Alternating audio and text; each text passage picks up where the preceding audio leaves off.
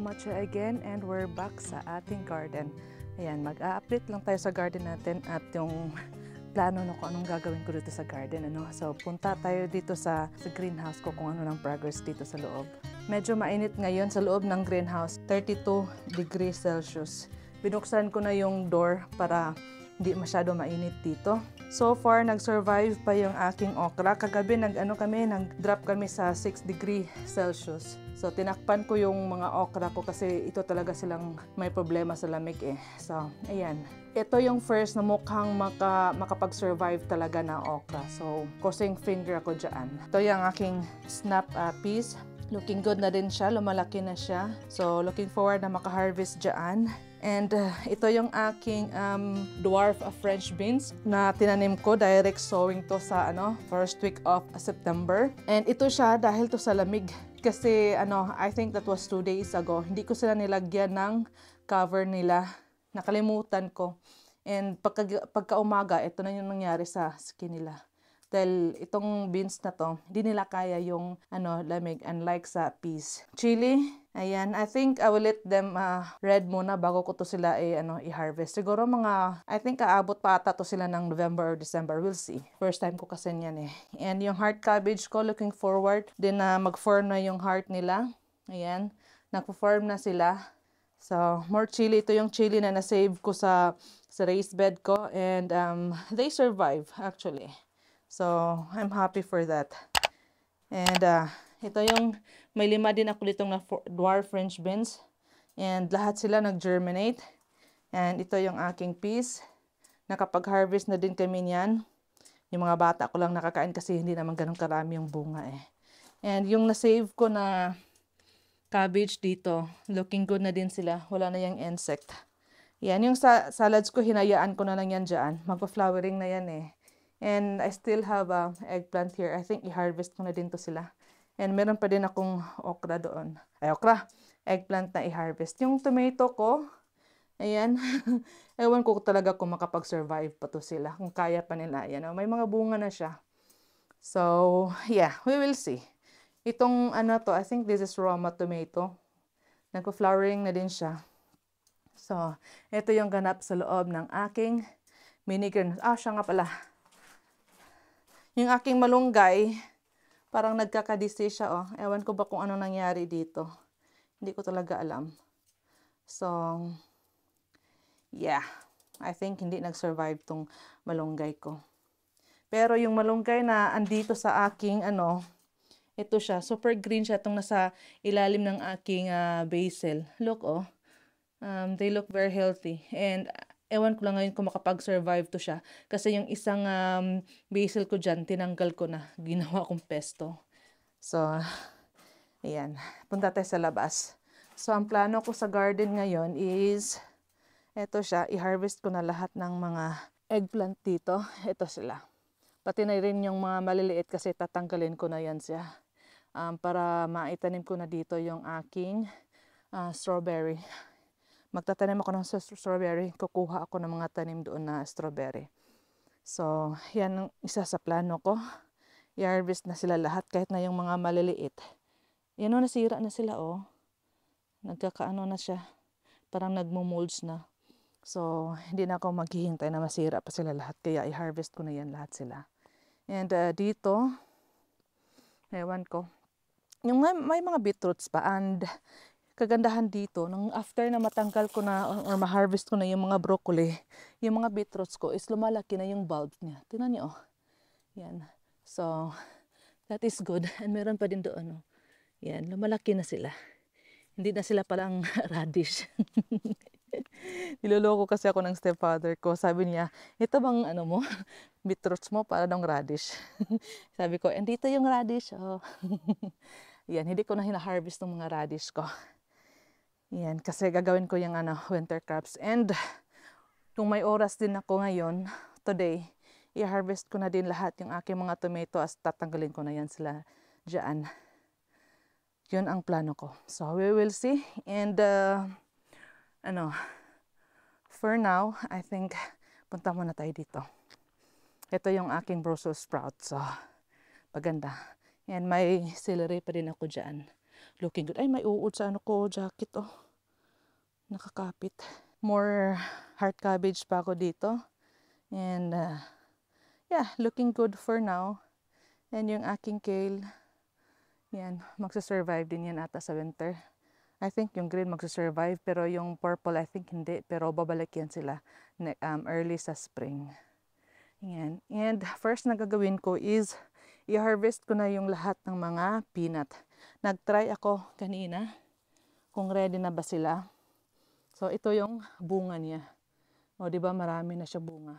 Nag-try ko ako ng first. Ito yung netry ko. Ang damot ng dalawa lang oh. Pero nung pangalawa, itong harvest ko, medyo madami-dami siya pero hindi ganun kalaki. And then nag-try ako sa pang-last. Ko ay okay na to siya. Kaya naisip ko na i-harvest ko na to lahat sila. So, yan ang una kong gagawin. Kaya let's go. I-harvest ko na to sila para ma-prepare ko yung soil para sa pagtanim ng aking garlic. Kasi mas okay to silang area na to taniman ng aking garlic, I think.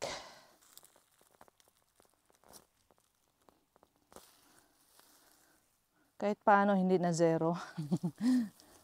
Pero ang damot nila mamigay ng bunga. Isa, dalawa, tatlo, apat, lima. So, at least ba, may bunga. May isa na maliit dito. Yan, dalawa lang. May isa pangatlo dito. Wala silang masyadong bunga. So, medyo maliit to siya. I doubt na may laman to. Kahit na at least may isang bunga, di ba? Hindi na zero.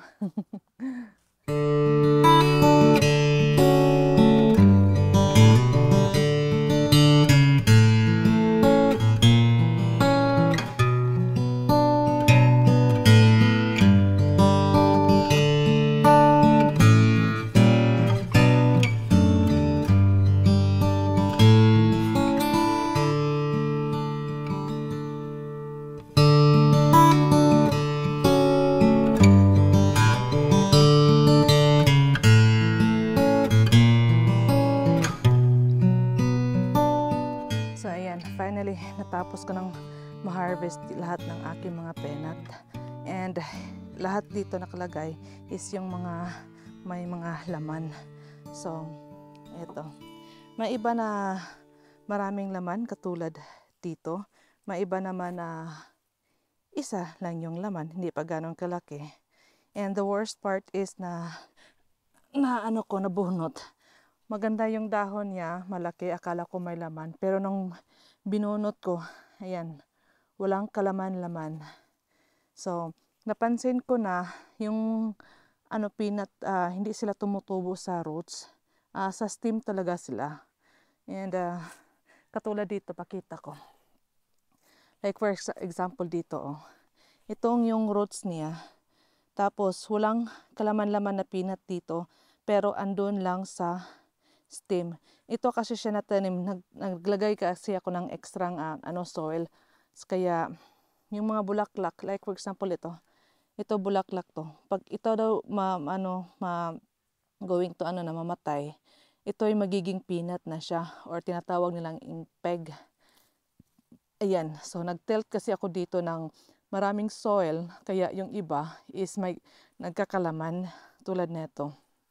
Ayan. Marami ding mga peanut na walang laman. I think isa, dalawa, tatlo, apat, lima. So, yeah, more than 5. Satisfied ba ako sa harvest ko sa peanut? Hindi. Kasi sa isang peanut, ang laman konti lang, hindi masyado marami. Malalaki siya pero hindi ganoon talaga karami. And disappointed ako? Oo. Yeah, wala akong magawa. First time ko din to magtanim ng peanut, kaya hindi ko talaga expected na makaka-harvest. I'm happy ako na may nakakapag-harvest ako ng kahit papaano, 'di ba? So, magtatanim pa ba ako ng peanut next year? I think I will try it again kasi parang may napansin ako dito sa pagtatanim ng aking peanut. Kasi nung sabi ko nga, yung sa roots nila is walang laman and nagkakaano lang sila dito sa mga stems nila. So, I will try next year, yes, definitely. Kasi may natira pa akong seeds doon. And then, ang plano ko next year is maglagay ako ng more soil. So, magte-tilt ako ng more soil para, kasi yung bulaklak kasi nila, pag mag-dry na to sila, sila daw yung magiging peanut. So, ang tawag nito is peg. Kaya, yeah, somehow, syempre, disappointed din ako kasi nga, ang tagal nila sa soil, ilang months bago ma-harvest. Tapos yung yields lang nila is sobrang liit, sobrang tipid nila. So napaisip ako na, tawag nito. Pero ito maganda oh. Malalaki yung bunga niya. Ayan, maraming laman. Sana ganito lahat. Ayan. Hindi ko talaga expected na makaka-harvest na peanut kasi starts pa lang. Feeling ko, akala ko mamamatay na sila dahil nga pangit yung summer namin dito, malamig. Tapos late na ako naglagay ng cover protection nila. I think it was already June or July na nilagyan ko sila ng cover para magiging mainit sa loob kasi mas maganda sila dito sa mainit talaga na temperature. So, I will try next year. May naman ako, cover na. So, pag ma-transplant ko na sila, tsaka ko lagyan agad ng cover para mainit sa loob. So, yeah, I will definitely try it next year and maglalagay ako ng more soil para yung mga flower nila, sila yung magiging peanut hopefully. So, pag hindi maging success yung pagtatanim ko next year, so hindi na ako magtatanim ng peanut kasi ang tagal nila ma-harvest. Tapos pag konti lang yung laman, syempre, walang gana.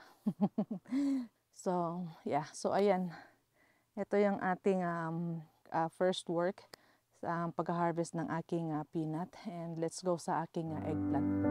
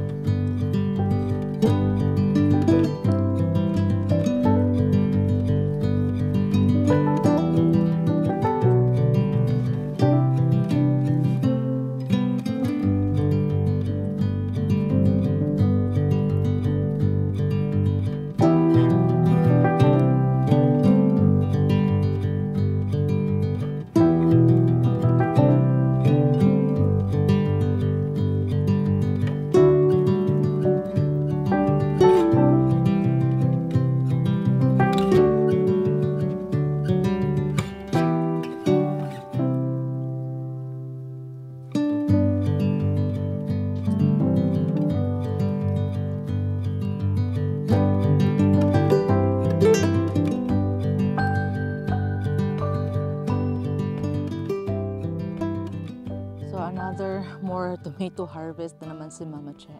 Ayan. So, ito yung raised bed ng aking peanut. Hindi ko pa tinanggal yung tomato, yung basil, tsaka yung parsley doon banda. I-harvest ko yan, yung mga yan pag may empty bottles na ako para sa pesto kasi wala pang available na bottle ngayon. So, dyan muna sila ngayon. And yung aking parsley, hindi ako makapagtanim ng strawberry dito dahil may parsley pa. Kailangan ko pa ng bottle kasi naubusan na ako. So, yung aking tomato na pag-isipan ko na hindi ko muna sila ikat. Hinarvest ko lang yung medyo nagyayelo na or nag-red. Yeah. So, maybe we'll see by October kung ano ang magiging resulta. So far, wala pa namang sign of blight. I don't think na blight to siya. Yeah. Ayan, so hayaan ko lang muna to sila na ganito siya. And plano ko sa first, maybe second week of October ako magtatanim ng garlic dito. So, first week or second week of October, malapit na 'di ba? Or maybe nga next week pag ma-harvest ko na to yung basil tsaka yung parsley doon, gagawin kong pesto. So, yeah. Ito yung aking trabaho sa ngayon sa garden and at ako'y magpapahinga muna. So, babalik ako sa October para sa another work. Kaya hindi pa tapos yung pagka-gardening ni Mama Che. So, yeah. Thank you everyone for watching. Bye-bye.